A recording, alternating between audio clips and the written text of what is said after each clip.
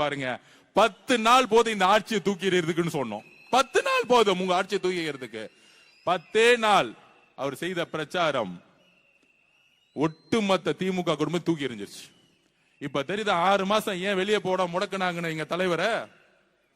10 நாளுக்கே தூக்கி போட்டாங்கன்னா 6 மாசம் விட்டு இருந்தா 5 தொகுதி தாண்டி இருக்க மாட்டாங்க. இதுதான் சூழ்ச்சி. 5 தொகுதி தாண்டி இருக்க மாட்டாங்க. 5 தொகுதி திமுக தாண்டி இருக்கு. இந்த சூழ்ச்சிக்கு தான் தலைவரை எந்த பிரச்சாரத்துக்கு வெளியே உள்ள இந்த சூழ்ச்சி எல்லாம் செஞ்சுட்டு விஜய் அவர்களை வீட்டு விட்டு வெளியே வா. இந்த போலி பிரச்சாரம் நோட்டிபிகேஷன் வந்து வெளியே வந்தாருல.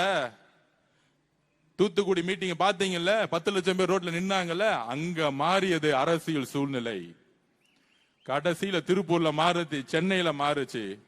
நான் அப்பயே சொன்னேன், பெரம்பூர்ல தலைவர் நாமினேஷன் பண்ணி முடிச்ச உடனே வண்டிய கொளத்தூர் விடுன்னு சொன்னாரு. கொளத்தூர்ல 1 லட்சம் பேர் நின்றுட்டு இருந்தாங்க. அப்பயே சொன்னோம். அடுத்த நாள் கொளத்தூர் மீட்டிங் போடும்போது நான் பேசினேன், கொளத்தூர்ல மு.க. ஸ்டாலின் அவர்கள் தோல்வி அடைவார். எப்ப சொன்னது? நம்ம எலெக்ஷனுக்கு 1 மாசத்துக்கு முன்னாடி சொன்னோம். அப்பெல்லாம் நம்பல அவங்க. ஏதோ சின்ன பசங்க பேசிட்டு இருக்காங்க. எங்க அப்பா யார் தெரியுமா? மு.க. ஸ்டாலின் அவர்கள். திரு உதயநிதி வெள்ளிவாக்க வந்து என்னோட வெற்றியோட ஆதவர்ஜனாவுடைய தோல்விதான் எனக்கு முக்கியம்.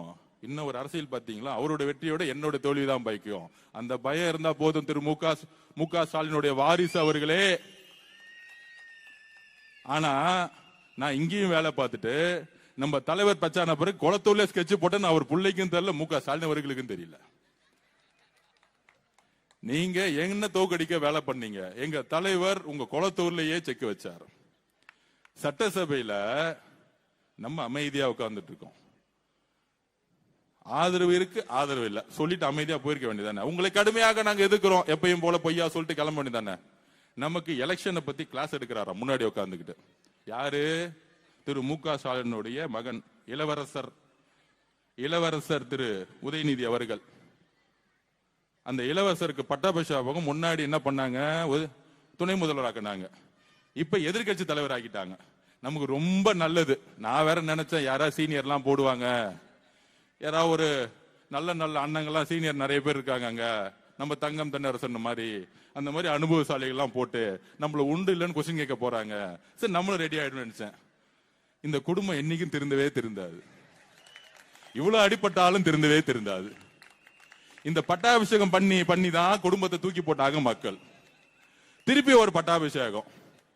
நான் தோத்துட்டேன், புள்ளைய தூக்கி எதிர்கட்சி தலைவரா உட்கார வச்சிருங்க.